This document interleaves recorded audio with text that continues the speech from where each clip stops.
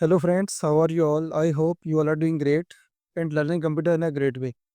Friends, आज की video में हम सीखने वाले हैं लेआउट टैब के बारे में। You can see here design tab के बाजू में आपको दिखेगा लेआउट।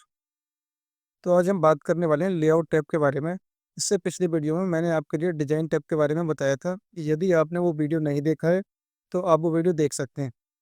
तो फ्रेंड्स, बात करते हैं कि लेआउट टैब का इस्तेमाल हम किस लिए करते हैं। तो चलो हम देखते हैं। यस, तो you can see here layout. Layout tab के अंदर आप देखेंगे आपको पेज सेटअप, पैराग्राफ, अरेंज, आपके लिए 3 ग्रुप्स मिलने वाले हैं। अरेंज की बात हम पहले कर चुके हैं।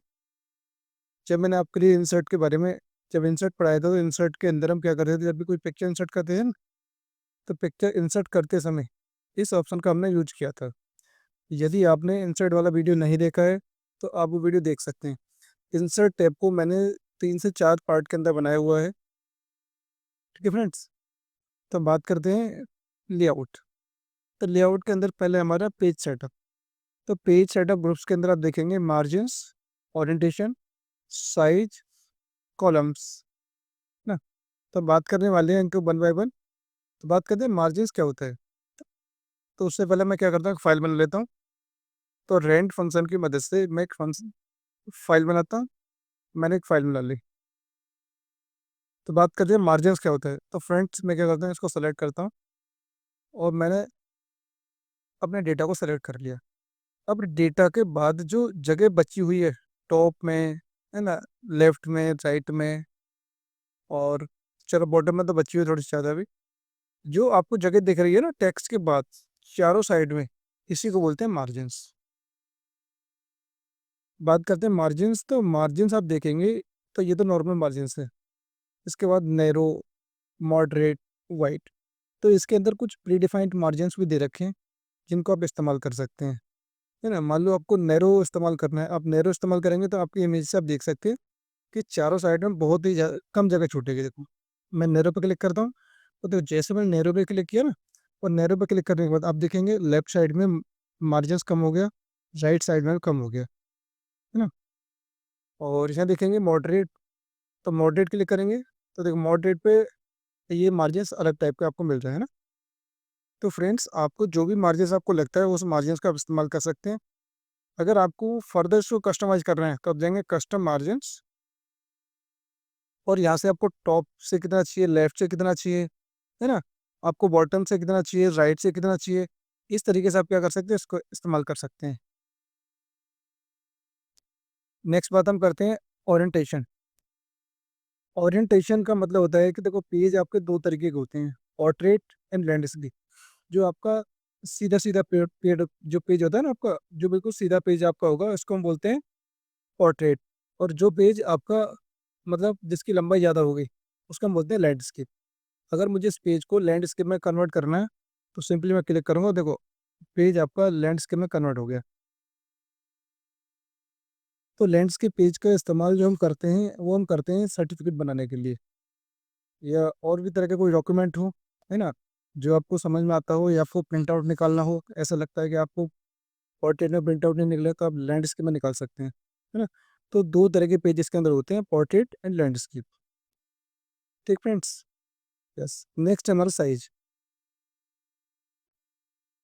साइज आप देखेंगे letter, tabloid, legal, statement, executive, A3, A4, A5 और B4, JS। By default letter size select होता है, बट मोस्टली हम क्या करते हैं, A4 साइज का इस्तेमाल करते हैं प्रिंट आउट निकालने के लिए। लेकिन ऐसा भी होता है कि कहीं कहीं जगह पर आपको लेटर का इस्तेमाल करना होगा, टैबलेट का इस्तेमाल करना होगा। तो ये इन पेपर के जो साइज है ना वो अलग अलग है, देखो मेंशन भी रखे हैं। और 21.59 सेंटीमीटर इंटू और 27.94 सेंटीमीटर। इस तरीके से आप जब भी प्रिंट आउट निकालें तो इस बात का आपको ये भी ध्यान रखना है कि आपका जो पेपर का साइज है वो किस तरीके का है ना। पेपर के साइज के अकॉर्डिंग अगर प्रिंट आउट निकालेंगे तो आपका प्रिंट आउट बेटर निकलेगा। नहीं तो अदरवाइज क्या होगा, अगर आपने क्या कर दिया, अगर मान लो आपका प्रिंटर है, उस प्रिंटर में आपका A4 साइज का पेपर लगा हुआ है, बट आपने सेलेक्ट कर रखा लेटर, तो क्या होगा, आपका जो प्रिंट आउट निकलेगा ना वो प्रॉपर मैनर में नहीं निकलेगा।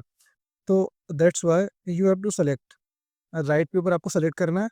ओके, तो आपको जो भी पेपर आपके पास है, जैसा आप देख सकते हैं बहुत सारे पेपर होते हैं। आप देखेंगे डायरी का पेपर होता है, एक A4 साइज के पेपर होता है। आपने कभी देखा होगा एटीएम से एक पर्ची निकलती है, वो अलग तरह का पेपर होता है। आपने देखा होगा बिजली का बिल जो आता है वो अलग तरह का पेपर होता है ना। तो सो मैनी पेपर्स अवेलेबल हैं, है ना। तो मोस्ट ऑफ द टाइम्स हम क्या करते हैं, A4 पेपर साइज का इस्तेमाल हम करते हैं। तो फ्रेंड्स आई होप आपको समझ में आ गई होगी जो भी मैंने आपके लिए बताया अभी। नेक्स्ट बात हम कॉलम्स। कॉलम्स का मतलब ये होता है, हम अपने पेज को क्या करना चाहते हैं, कॉलम में डिवाइड करना चाहते हैं। तो ये हमारा टेक्स्ट है, इस टेक्स्ट को मैं क्या करना चाहता हूँ, कॉलम में डिवाइड करना चाहता हूँ। तो मैं इसको सेलेक्ट करूँगा और मैं क्लिक करूँगा कॉलम्स। तो आपको कितने कॉलम में डिवाइड करना है, 1 कॉलम। अभी जो हमारा टेक्स्ट है वो 1 कॉलम है, आपको 2 कॉलम, 3 कॉलम्स। लेफ्ट में आपको थोड़ा कम रखना है और राइट में आपको ज़्यादा रखना है, या राइट, देखो आपको इमेज से ही कुछ अंदाजा लग सकता है। आपको क्या करना है, 2 कॉलम में डिवाइड करना है अपने पेज के लिए। तो आपने क्या कर लिया, 2 पेज मत 2 कॉलम में आपने अपने टेक्स्ट को डिवाइड कर लिया। तो इस तरीके से आप डिवाइड कर सकते हैं, है ना। मान लो इसमें क्या करना है, आपको पेपर साइज में करना है। जैसे आप पेपर देखते हैं, पेपर में जो न्यूज आती हैं वो कॉलम में डिवाइड होती हैं। तो आपको क्या करना है, इसको जस्टिफाई करना है। आपने जस्टिफाई कर लिया तो वो दोनों साइड से बराबर हो गई। आगे ना, इस तरीके से आप क्या कर सकते हैं, कॉलम की मदद से आप अपने टेक्स्ट को कॉलम में डिवाइड कर सकते हैं। अब मान लो आपको 3 कॉलम से डिवाइड करना है, तो 3 कॉलम से डिवाइड डिवाइड हो जाएगी, है ना। आपको ऐसा करना है कि लेफ्ट में आपको कम करना है, राइट में ज़्यादा करना है, तो इस तरीके से डिवाइड हो जाएगा, है ना। बहुत सिंपल ऑप्शन है फ्रेंड्स ये। हम बात करते हैं मोर कॉलम्स। अगर मान लो आपको ज़्यादा कॉलम चाहिए, तो यहाँ से नंबर ऑफ कॉलम्स बढ़ा सकते हैं, जितने भी कॉलम्स आपको चाहिए, है ना। तो 10 कॉलम्स यहाँ पर आ रहे हैं, है ना। मैक्सिमम आई थिंक मुझे लगता है 12 कॉलम से ज़्यादा हम नहीं बढ़ा सकते। अगर आपको क्या करना है, जो आपने कॉलम लिए हैं 1 2 3 या 4, आपको लगता है कि जो मेरे कॉलम की स्पेसिंग है वो आपको कम ज़्यादा करनी है, आपको पहले वाले कॉलम को जो विड्थ है वो बढ़ानी है, तो यहाँ से बढ़ा सकते हैं आप, है ना। अब यहाँ से जाएंगे तो बढ़ जाएगी इस तरीके से, वो स्पेसिंग बढ़ानी है, स्पेसिंग बढ़ जाएगी, कम करना है, कम हो जाएगी ना। विड्थ बढ़ानी है, स्पेसिंग बढ़ानी है, जो भी बढ़ाना चाहते हैं। आप चाहते हैं इक्वल कॉलम विड्थ, मतलब सबको बराबर विड्थ मिले, तो आप सिंपल क्लिक कर देंगे और बराबर विड्थ आपको मिल जाएगी। आप चाहते हैं कि आपके कॉलम के बीच में एक लाइन भी आ जाए, तो क्लिक करेंगे तो देखो लाइन आपके आ जाएगी। तो देखो लाइन भी ये आ चुकी है आपके डेटा के अंदर। फ्रेंड आपको समझ में आया आपके लिए कि हम किस तरीके से क्या करते हैं, अपने डॉक्यूमेंट को या अपने डेटा को या अपने पेज को किस तरीके से हम कॉलम में डिवाइड करते हैं। वंस अगेन मैं फाइल बनाता हूँ रेंट फंक्शन की मदद से।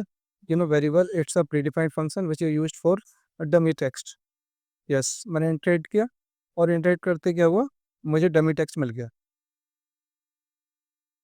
तो आई होप आपको क्लियर है कि किस तरीके से हम क्या करते हैं, डिवाइड करते हैं। मान लो मुझे क्या करना है, मैंने यहाँ क्लिक कर दिया और मैंने क्या कर लिया, अपने पेज को 3 कॉलम से डिवाइड कर लिया।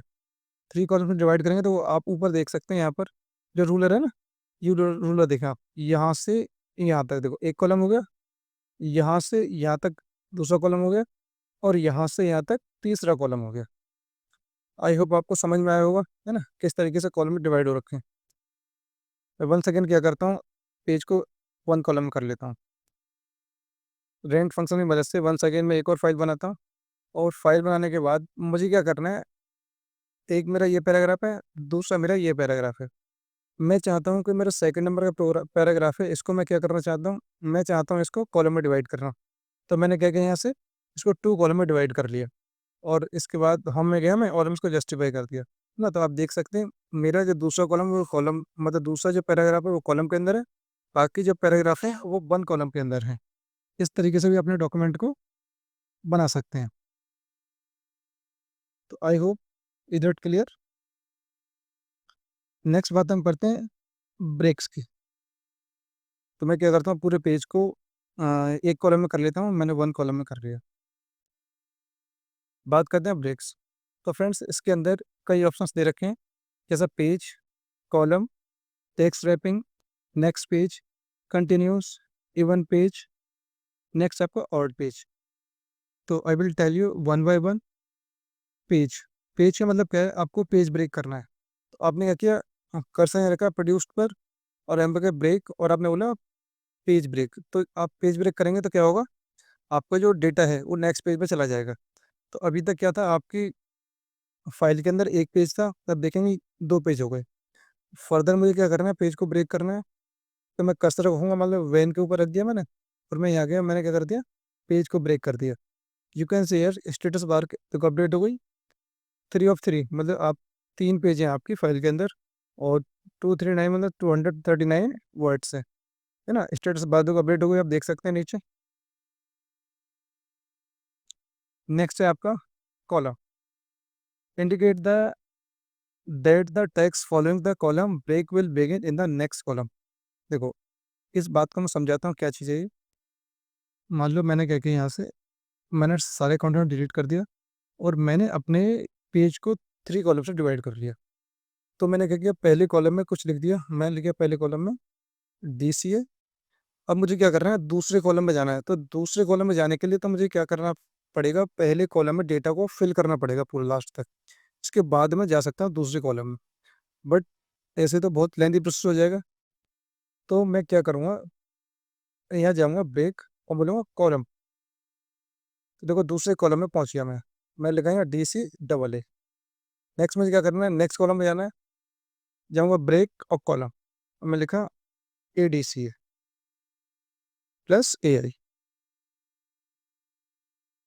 फ्रेंड्स, आप देख सकते हैं कि कॉलम से मैंने क्या किया, मैंने पहले अपने पेज को ब्रेक किया, और ब्रेक करने के बाद मुझे क्या करना है, अगले कॉलम पर जंप करना है। तो मैं ये कॉलम ऑप्शन की मदद से मैं जंप कर सकता हूँ, अदरवाइज कोई तरीका नहीं है। तो मुझे क्या करना पड़ेगा, पूरे कॉलम को फिल करना पड़ेगा, इसके बाद नीचे जाऊँगा। मान लो इसके अंदर मुझे कुछ लिखना चाहता हूँ, मान लो मैं लिखा इसके अंदर शोभित, सचिन, अमित। नेक्स्ट इसमें जाऊँगा तो माउस से क्लिक करूँगा, एंटर करूँगा, अनमोल, राधा, हरीश, मनोज, सिंपली यहाँ क्लिक करूँगा। सॉरी, यहाँ क्लिक किया मैंने। क्लिक करने के बाद अब मुझे क्या करना है, मुझे इसमें लिस्ट बनाना है एक और। तो मैं लिख दिया यहाँ पर एप्पल, ऑरेंज, ओ सॉरी ये मज़ा नहीं आ रहा ना, हाँ नाम लिखते हैं कुछ। मैं लिखा यहाँ पर सोना, मोनू, लक्ष्मी और सुहानी। तो देख सकते हैं मैंने पेज को कॉलम में डिवाइड कर लिया। कॉलम में डिवाइड करने के बाद अब मैं कॉलम में जंप कर पा रहा हूँ, है ना, with the help of column. Next step पर टेक्स्ट रैपिंग। टेक्स्ट रैपिंग का इस्तेमाल हम कैसे करते हैं, चलो वंस अगेन मैं फाइल बनाता हूँ, और अपने जो पेज को एक कॉलम में डिवाइड करता हूँ, 1 कॉलम, और मैंने यहाँ लिखा रेंट फंक्शन। मैं डमी टेक्स्ट ले लिया। अब देखो कभी क्या होता है, ये मान लो ये मेरा टेक्स्ट है, यहाँ से मैं ब्रेक करना चाहता हूँ। तो मैं चाहता हूँ ये टेक्स्ट मेरा, देखो आप देखेंगे ये इमेज आपको दिख रही है ना, इमेज, इस इमेज से आप देखेंगे कि आपको जो टेक्स्ट है, आप चाहते हैं कि ये टेक्स्ट इसी पैराग्राफ का हिस्सा है। बट अब जैसे एंटर मारेंगे ना, तो ये क्या होगा, आपको एक और पैराग्राफ बना देगा। बट हमें पैराग्राफ नहीं बनाना, और पैराग्राफ नहीं बनाना। इसका मतलब क्या है, मेरा कर्सर यहाँ रखा है, अगर मैं जाता हूँ यहाँ ब्रेक और टेक्स्ट रैपिंग करता हूँ, तो देखो क्या होगा, आपका टेक्स्ट नेक्स्ट लाइन में आ जाता है। और आप स्पेस से प्रेस करेंगे तो देखो क्या होगा, मतलब आपका जो पोर्शन है ना, इसी का हिस्सा है। आपने बहुत सारी बुकों में ऐसा देखा होगा, बुक में इस तरीके से लिखा हुआ होता है ना, कि ये यहाँ से स्टार्ट हो जाता है। अगर आप इंटर से करेंगे तो क्या होगा, आपको नेक्स्ट पैराग्राफ बना देगा, बट आपको नेक्स्ट पैराग्राफ नहीं बनाना, है ना, ये क्या है, इसी का हिस्सा है। तो आप क्या करेंगे, टेक्स्ट रैपिंग पे जाएंगे और इस तरीके से इसको कर सकते हैं। Ctrl Z में करता हूँ। हाँ, नेक्स्ट फ्रेंड्स, हमारा है नेक्स्ट पेज। नेक्स्ट पेज का मतलब होता है कि आपका जो सेक्शन है, मान लो मुझे सेक्शन को यहाँ से डिवाइड करना है, और आप चाहते हैं उसको नेक्स्ट पेज पे ले जाना। तो आपने ब्रेक और यहाँ का नेक्स्ट पेज। अब क्या हुआ, देखो ये आपका जो सेक्शन है ना, ये सेक्शन इसी इसी पार्ट का हिस्सा है। मैंने क्या किया यहाँ से, और मैं यहाँ से क्या कर दिया, एंड से, और मैंने बोला ब्रेक और नेक्स्ट पेज। तो जो ये हमारा सेक्शन है ना, ये सेक्शन हमारा इसी पेज का हिस्सा है। अब मैं क्या करूँगा, यहाँ से मैं जाता हूँ, मान लो यहाँ मैं कर्सर से गया और मैंने बोला इसको टू कॉलम। तो ये क्या हुआ, हमारा ऊपर वाला हिस्सा, सॉरी, हम यहाँ गए और हमने क्या कहते हैं नेक्स्ट पेज। तो देखो जो हमारा ये पोर्शन है ना, ये हमारा इसी पेज मतलब इसी पार्ट का हिस्सा है इस वाले का, बट हमने क्या कर दिया, इसको नेक्स्ट पेज पर मूव करा दिया, बस इतना सा अंतर है। नेक्स्ट है कंटिन्यू। कंटिन्यूस का मतलब क्या है, देखो कंटिन्यूस का मतलब होता है कि आपने क्या किया, यहाँ गए और आपने इसको यहाँ से और आपने बोला कंटिन्यूस। तो जब कंटिन्यूस क्यों, अब ये कंटिन्यूस तो हो गया, लेकिन ये इसी का हिस्सा है इस बात, मतलब यहीं से आपको कंटिन्यू करना है। क्या करना है, ये इसी का हिस्सा है ये, है ना, लेकिन हमने क्या कर लिया, इसको अलग पैराग्राफ में चेंज कर दिया है ना। नेक्स्ट आपका एवन पेज।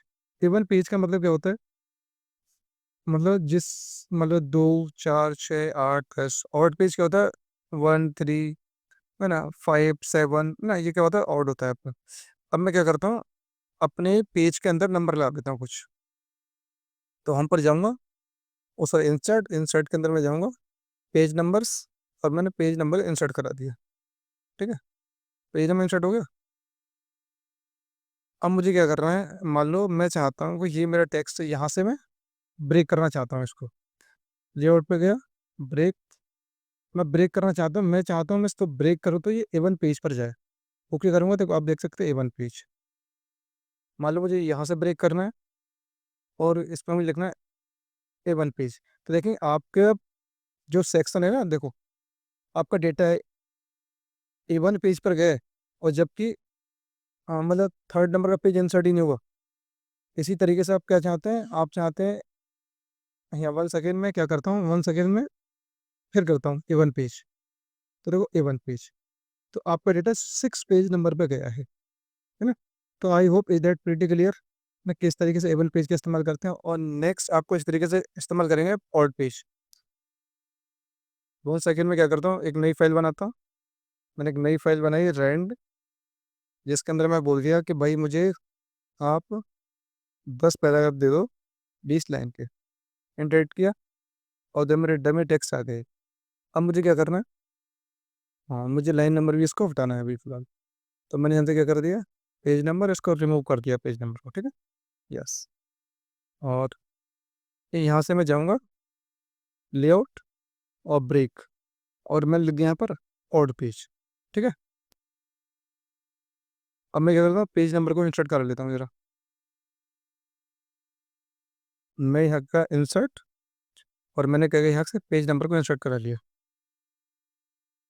पेज नंबर, ये इंसर्ट हो गया पेज नंबर। ठीक है, अब देखो मैं क्या करता हूँ, डॉक्यूमेंट्स को यहाँ से ब्रेक करूँगा, और यहाँ से मैंने ब्रेक किया, हाँ लेआउट और आपका पेज ब्रेक्स, और देखो ऑड पेज। तो अब देखेंगे जो आपका डेटा है ना, ऑड पेज पर ही ब्रेक हुआ है। 1 सेकेंड ब्रेक करता हूँ मैं आपके सामने, ब्रेक और ऑड पेज, 7 पेज देखो, पेज नंबर 7 इंसर्ट हुआ है, 6 इंसर्ट नहीं हुआ। यहाँ से मैं करता हूँ 1 सेकेंड ऑड पेज, है ना। यू कैन शेयर, आप इस बात को समझ सकते हैं कि जब भी हम अपने डॉक्यूमेंट को ब्रेक कर रहे हैं, तो हम कैसे ऑड पेज के आधार पर ब्रेक कर रहे हैं। तो इससे हम इवन पेज के आधार पर करेंगे, और इससे हम ऑड पेज के आधार पर अपने डॉक्यूमेंट को ब्रेक कर सकते हैं। नेक्स्ट है हमारा लाइन नंबर्स। लाइन नंबर्स का इस्तेमाल आप किस तरीके से करते हैं, मान लो मैं क्या करता हूँ, यहाँ से इंसर्ट, और इसको जो पेज नंबर था इसको मैं रिमूव कर देता, रिमूव कर दिया। अब नेक्स्ट मैं क्या करता हूँ, यहाँ से रेंट फंक्शन की मदद से मैं एक और डमी फाइल बनाता हूँ, और देखो अब मुझे क्या करना है, यहाँ से लेआउट, और लेआउट के अंदर मुझे क्या करना है, लाइन नंबर्स। तो मैं कंटिन्यूस करूँगा, तो देखो आप देख सकते हैं 1 2 3 4 5 6 7 8 9 10 11। तो क्या हुआ आपका, मतलब जो भी आपका डेटा था, अब में लाइन नंबर आ गए, देखो इस तरीके से लाइन नंबर आ गए ना। अगर आपको ये हटाने हैं, यहाँ जाएंगे और नन कर देंगे, ये आपके हट जाएंगे। मानो टेक्स्ट आपने थोड़ा सा और बढ़ा दिया, रेंड 10 और 20 इंटरेक्ट किया, देखो आपकी बड़ी फाइल बन गई, 20 है। है ना। और आप क्या करते हैं, जाएंगे, क्लिक करेंगे और लाइन नंबर्स, आपने बोला कंटिन्यू। तो देखो आप यहाँ देखेंगे आपके जितने भी लाइन में उस लाइन के सामने एक नंबर आ गया, है ना। नेक्स्ट है आपका रिस्टार्ट एवरी ईच पेज। आप चाहते हैं कि हर पेज के बाद काउंटिंग वन से स्टार्ट हो, तो आपने रिस्टार्ट ईच पेज कर दिया। अब देखेंगे 1 2 3, देखो अगला पेज आप देखेंगे तो 1 2 3, और इसके बाद अगला पेज देखेंगे 1 2 3 4, और इसके बाद आप देखेंगे 1 2 3 4 5 6। इस तरीके से क्या हुआ, आपका जो नंबरिंग है पेज वाइज हो गई। इसका अर्थ में आता है रीस्टार्ट ईच सेक्शन। देखो ईच सेक्शन का मतलब क्या है, मान लो आपने नन कर दिया और आपने इस पैराग्राफ को सेलेक्ट कर लिया वहाँ पे, यहाँ पे, और आपने क्या कर दिया, इस पैराग्राफ को सेलेक्ट कर लिया यहाँ से, और आपने क्या किया, आपने क्या किया, यहाँ से कंटिन्यूस कर दिया। तो क्या हुआ, कंटिन्यूस करने से क्या हुआ, ये आपका ब्रेक कर दिया आपने, है ना। और यहाँ आपने क्या किया, यहाँ से वंस अगेन आप यहाँ गए और आपने बोल दिया कंटिन्यूस, है ना। अब मैं क्या करता हूँ यहाँ से, और लाइन नंबर्स, और मैं बोला रीस्टार्ट ईच सेक्शन। अब देखो क्या होगा, 1 2 3 4 5 6 7 8 9 10 11 12 13, और इसके बाद 13 हमारा, हाँ कुछ नहीं हुआ। अच्छा चलो मैं क्या करता हूँ, वंस अगेन यहाँ जाता हूँ और मैं बोलता हूँ रीस्टार्ट ईच सेक्शन। देखो आप यहाँ देखेंगे, जैसे मेरे सेक्शन में चेंज किया है 1 2 3 4 5 6 7 8 1 2 3 4, तो आप सेक्शन वाइज भी नंबरिंग कर सकते हैं, आप चाहते हैं तो, है ना। तो सेक्शन वाइज नंबरिंग करने लग जाएंगे, रीस्टार्ट ईच सेक्शन। इसके बाद है सब प्लेस फॉर करंट पैराग्राफ। इसका मतलब क्या है, इसका मतलब होता है कि आप जिस पैराग्राफ की काउंटिंग नहीं करना चाहते, आप चाहते हैं कि भाई मेरा ये पैराग्राफ है, इसकी आपको काउंटिंग नहीं करनी, तो हम यहाँ जाएंगे और ऐसे कर देंगे आप सप्रेस फॉर करंट पैराग्राफ, ये आपने कर दिया। और इसके बाद आपने इसको सेलेक्ट कर दिया पूरे को, और यहाँ गए आपने बोला कंटिन्यू, देखेंगे 1 2 3 4, और देखो ये पैराग्राफ आपका यहाँ पर आपकी नंबरिंग नहीं आई, है ना। इस तरीके से आप क्या कर सकते हैं, इस ऑप्शन का इस्तेमाल कर सकते हैं। आपको नहीं चाहिए आप हटा दीजिए, नंबरिंग आ गई इस तरीके से, ठीक है। I hope is that pretty clear, all options आपको क्लियर हो गए अच्छे से। इसके बाद आपका हाइपोनेशन। हाइपोनेशन का इस्तेमाल हम कब करते हैं, तो हाइपोनेशन का इस्तेमाल किया जाता है फ्रेंड्स, इंसर्ट, और मैं क्या करता हूँ, यहाँ से जाता हूँ पेज नंबर, ओके यहीं से हो जाएगा, तो यहाँ जाएंगे और इसको कर देंगे ना, यस। मैंने क्या किया, एक वंस अगेन एक और फाइल बनाई मैंने, और फाइल बनाने के बाद मुझे क्या करना है, मान लो मैंने यहाँ लिख दिया कंप्यूटर, कैन कंप्यूटर लिख दिया। और इस तरीके से मैंने मान लो बहुत सारे वर्ड भी लिख सकता हूँ चाहूँ तो। इसके बाद मैंने क्या किया, इसको यहाँ गया मैं और मैंने कर दिया जस्टिफाई, और जस्टिफाई करने से क्या हुआ, अब देखो क्या हुआ।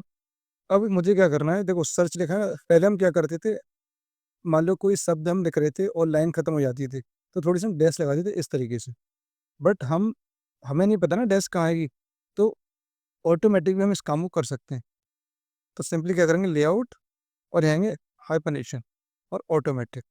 देखो ऑटोमेटिक कंप्यूटर पे आ गई आपकी, और इस सर्च में, हाँ सर्च में नहीं आई, क्यों सर्च आ जाएगा, है ना। आप देखेंगे यहाँ पर कंप्यूटर में ये आ गई। इस तरीके से जहाँ जहाँ भी जरूरत होगी वहाँ वहाँ क्या हो जाएगी, ये आपको हाइबरनेशन लग जाएगा, है ना फ्रेंड्स। तो ये ऑटोमेटिक से हो जाएगा, है ना। इसके बाद मैनुअल। मैनुअल का मतलब क्या है, आप यहाँ गए और आपने क्या कर दिया, यहाँ से इसको नन कर दिया। इसके बाद आपने क्या बोला बोला मैनुअल कर रहा है। देखो मैनुअल करने से क्या होगा, जहाँ भी आएगी देखो ये मैनुअल तरीके से आप यस करते जाएंगे, तो जितने भी वर्ड होंगे वो आपके सामने आते जाएंगे और आप उसको मैनुअली करते चल पाएंगे, ठीक है। तो फ्रेंड्स आई होप आपको पेज सेटअप का जो पूरा ग्रुप है आपको समझ में आ गया होगा। नेक्स्ट हम बात करते हैं पैराग्राफ। तो पैराग्राफ का मतलब क्या है, आपको इंडेंट देना है, इंडेंट मतलब स्पेस देना है। आपने कर्सर को यहाँ रखा और आपने बोला लेफ्ट से, देखो तो आपका कर्सर लेफ्ट साइड में मूव होने लगा, है ना, मतलब जगह छोड़ दी लेफ्ट साइड में और राइट में मूव हो रहा है इस तरीके से ना। इस तरीके आपको राइट में मूव कराना है तो देखो राइट में मूव होगा ये, इस तरीके से देखो। और ये आप पीछे देखें, पीछे से मूव होता चला रहा है इस तरीके से। तो बहुत सिंपल ऑप्शन है ना, आप कर सकते हैं इसको आसानी से, कोई प्रॉब्लम नहीं है।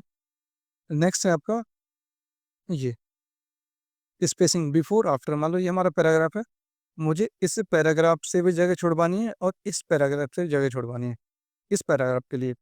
तो मैं बिफोर पे जाऊंगा तो आप देखेंगे तो वो जगह छूटने स्टार्ट हो गई, और मैं जाऊंगा आफ्टर तो आफ्टर पे भी जगह छूटना स्टार्ट हो गई। आप ये देख सकते हैं, है ना, कम कर रही है ज़्यादा कर रही है आपको, इस तरीके से आप कम ज़्यादा कर सकते हैं यहाँ से। आप चाहे तो जीरो भी कर सकते हैं, आपने जीरो कर दिया। आप यहाँ भी जीरो कर सकते हैं चाहे तो, ये जीरो करते हैं, ठीक है, बट जीरो नहीं होता ना कुछ जगह छोटी होती है। 8, और ये हमने कर दिया इस तरीके से ना। तो आई होप फ्रेंड्स आपको ये समझ में आया होगा लेआउट टैब के बारे में। और बात करते हैं अरेंज। तो देखो अरेंज के बारे में मैंने आपके लिए पिछली वीडियो में पढ़ाया हुआ है इंसर्ट के अंदर। ये ऑप्शंस आपके तब इनेबल होते हैं तब आपको क्या करना होता है, तब कोई शेप्स या कोई इमेज इंसर्ट करते हैं ना। मान लो क्या करना है, आपको एक इमेज इंसर्ट करनी है, यहाँ जाएंगे आप, आपने बोला इमेज इंसर्ट, और यहाँ आप गए दिस डिवाइस, चलो ये पिक्चर्स पे गए हम, और मान लो कोई पिक्चर इंसर्ट करनी है मुझे, न्यू वॉल्यूम और MS ऑफिस इमेज, और मान लो मैंने इमेज इंसर्ट कर ली। इमेज इंसर्ट कर ली, आप देखेंगे लेआउट के ये सारे ऑप्शंस ओपन हो गए। तो फ्रेंड्स मैं वंस अगेन आपको रिपीट करता हूँ कि जब भी आप कोई इमेज इंसर्ट करें तो आप रैप टेक्स्ट पर जाएं और कोई सा भी एक ऑप्शन यहाँ से सेलेक्ट कर लें, मतलब थ्रो कर लिया आपने। जिससे फ़ायदा ये होगा कि आप अपनी इमेज को स्मूथली ड्रैग कर सकते हैं, किधर भी माउस से पकड़ के लेके जा सकते हैं, ठीक है। बाकी ये ऑप्शंस मैंने आपको पिछले वीडियो में बताए हुए हैं। यदि आपने इंसर्ट वाला वीडियो नहीं देखा है तो आप वीडियो देख लीजिए प्लीज़। फ्रेंड्स यदि आपको ये वीडियो पसंद आया तो लाइक करें, चैनल को सब्सक्राइब करें और अपने दोस्तों के साथ शेयर करना बिल्कुल भी ना भूलें। और फ्रेंड्स यदि आपको कोई डाउट है तो आप मुझसे कमेंट बॉक्स में पूछ सकते हैं। Thank you so much.